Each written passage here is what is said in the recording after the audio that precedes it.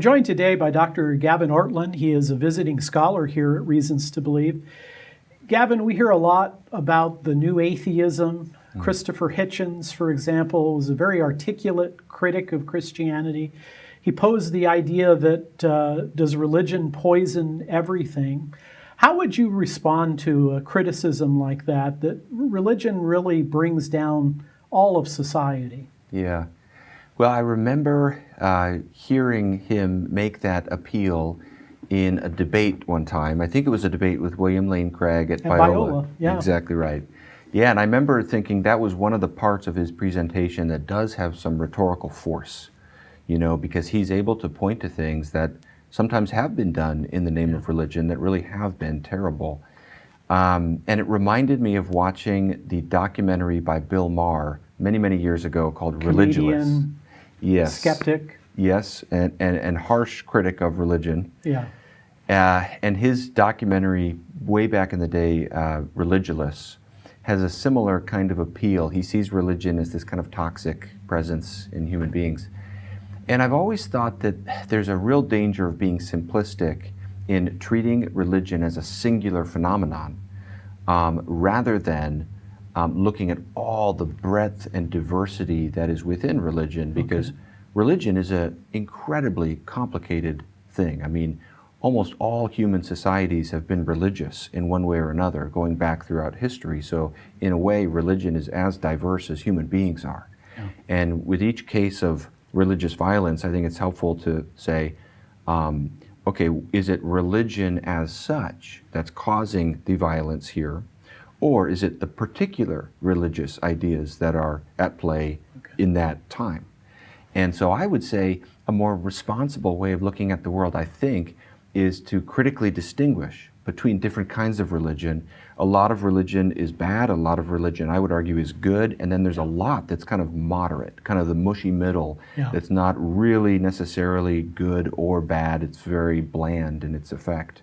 And so I think that's a more careful way to start to analyze religion as a whole. Do you think it's helpful to maybe bring up the positives of, I mean, Christianity had a big role in the emergence of science. Democracy seemed to have been influenced by Christianity. Do you think it's helpful to counter the bad side with the good side? Yeah, I think it is. One example of that that's been interesting to me is Martin Luther King's letter from a Birmingham jail. Right. I've always found that a really well crafted little document, and it's quotes Aquinas, Augustine, the Apostle Paul. Yeah. And he was a minister, and it's very religious. I mean, the whole appeal is, here's how you know when to do civil disobedience. Yeah. When the government's law deviates from the supernatural law, from the divine law. And that's his basis for nonviolence and for protest. And then there are many, many other examples we can mention as well. So I think most fair-minded people will be able to say, yeah, the historical record is mixed on religion. Now, some people would suggest, Gavin, that not only has Christianity or religion had things like, you know, the Inquisition and the Crusades, but secularism has had its history of violence. Can you speak to that issue a little bit? Well, I've been thinking a lot about the Soviet Union in the 20th century just recently, and my interest in that was prompted when Bill Maher had Ross Douthat on his show, and they were debating on this exact point. And Douthat was making the point, I think, well, that in the 20th century, more bloodshed has been caused by secular regimes, you know, and Bill Maher's response to that is, well, the Soviet Union was just a religion. And so I've been thinking, okay, what would I have said to Bill Maher if I was there? I wouldn't have said it as well as Ross Douthat said it, and I probably wouldn't have known what to say right on the spot, but I've been thinking about that. And I just think, you know, we've seemed like we have a moving target with the definition of this word religious at this point, because the official policy of the Soviet Union was atheism. Dialectical materialism, yeah. Exactly. Religion is the opium of the masses, and I've been just learning about the systematic and intense pressure that was put against religious people living in the Soviet Union starting in the 1920s. Really, since 1917 all the way up through Stalin's death in 1953, the amount of people who were killed is, many, many millions. And I've heard the figure 100 million. yeah, Wow. yeah. It's sobering, and you have the debates of who's worse, Hitler or Stalin. Yeah. Because you've got more killing under Stalin, but the particular kinds of killing under Hitler, and you wrestle with that, and you think these are horrific things.